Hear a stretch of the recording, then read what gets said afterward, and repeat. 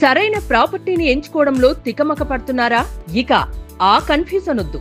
అపార్ట్మెంట్లు, విల్లాలు, ప్లాట్లు మీకు కావలసినవన్నీ ఒకే చోట. Suman TV biggest property expo October 18th, 19th HSCC Novotel Hyderabad. ఇప్పుడే ఫ్రీ ఎంట్రీ కోసం కాల్ చేయండి. సింగరేణి కోల్ ఇండియా కార్మికులకు కేంద్రం గుడ్ న్యూస్ చెప్పింది. దీపావళి, ఛత్ పూజ వంటి పండుగ సందర్భంగా కేంద్ర ప్రభుత్వం బొగ్గు గని కార్మికులకు ప్రాఫిట్ లింక్డ్ రివార్డ్ స్కీమ్ పథకం కింద 1,03,000 వరకు బోనస్ అయితే చెల్లించనుంది.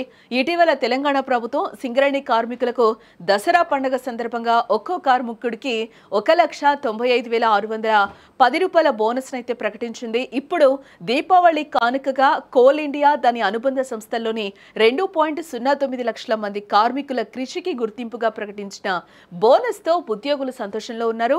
సింగరేణిలోని 41,000 మంది కార్మికులకు ఈ బోనస్ వర్తిస్తుంది. ఈ బోనస్ అక్టోబర్ 17న దీపావళి బోనస్ గా అందనుంది.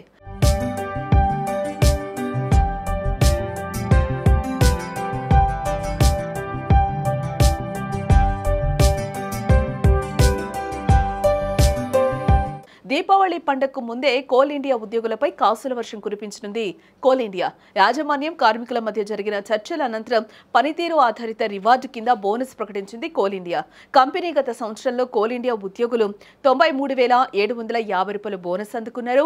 ప్రస్తుతం బోనస్ పెరగడంతో ఉద్యోగుల ఆనందానికి అవధులు లేకుండా పోతున్నాయి. బీసీసీఎల్, ఈసీఎల్తో సహా కోల్ ఇండియా వివిధ అనుబంధ సంస్థలైన లక్షలాది మంది ఉద్యోగులకు ఈ భారీ ప్రయోజనం అయితే చేకూరనుంది. సింగరేణి కోల్ మైన్స్ కార్మిక సంఘ కేంద్ర కమిటీ అధ్యక్షుడు దీని గురించి చెప్పడం జరిగింది.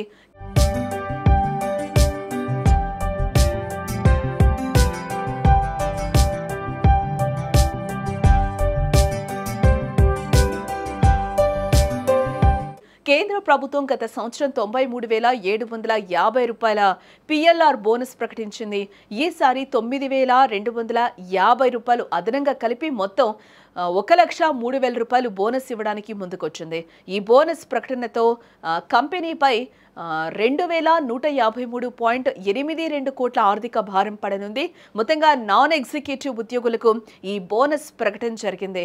ఇక ఇదిలా ఉంటే కోల్ ఇండియా కింద ఉన్న అన్ని సంస్థలు బోనస్ చెల్లించనుండగా సింగరేణి మినహా మిగతా వారికి దసరా సమయంలోనే అందించారు. ఉద్యోగుల సంక్షేమం కోసం ఈ ప్రోత్సాహకాలు అందిస్తున్నట్లు కూడా సమాచారం.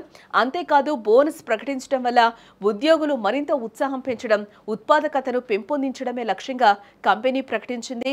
సింగరేణి కార్మికులకు మాత్రం దీపావళికి ముందు చెల్లించడం సంప్రదాయంగా వస్తున్న విషయం కూడా మనకు తెలిసిందే.